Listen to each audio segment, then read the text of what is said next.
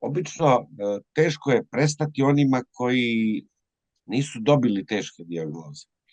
Bolesnici koji imaju, recimo dobiju karcinom pluća, u prvoj fazi boravka sa ljekarom oni imaju osjećaj griže savjesti jer smatraju da su značajno doprinijeli razvoju tog karcinoma konzumirajući veće količine cigareta. Ta faza prolazi, ali ostavlja vrlo negativne posljedice po bolesnike. Bolesnici sa hroničnom opstruktivnom plućnom bolešću, bolesnici sa aterosklerozom, bolesnici koji su skloni moždanom udaru, bolesnici koji su skloni kardiovaskularnim incidentima, infarkta, nestabilne angine pektore, s poremećajima srčanog ritma, dijabetesa, to su sve bolesnici koji se češće javljaju među pušačima. Stoga je savjet vrlo jednostavan. Treba učiniti sve što je moguće da se prestane pušiti.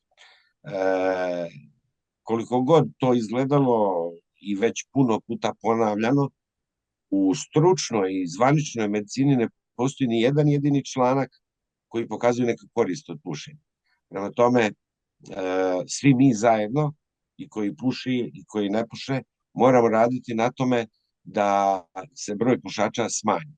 Nažalost, Bosna i Hercegovina, mislim i Makedonija i Srbija i sve ove zemlje koje su takozvani zapadni Balkan, kako to političari kažu, još uvijek imaju stopu pušača gotovo 50%. Znam za Bosnu i Hercegovinu da je incidenca negdje 46%, to je veliki procenat, recimo u odnosu na Švedsku koja ima 6%. Naravno da je u Bosni i Hercegovini sa tako visokom incidencom pušača i broj respiratornih oboljenja, broj karcinoma, broj aterosklerotičnih promjena, broj infarkta, plus stres, plus rat, plus neimaština, plus sve to zajedno multiplicira rizike. Prema tome, pušenje treba prestati.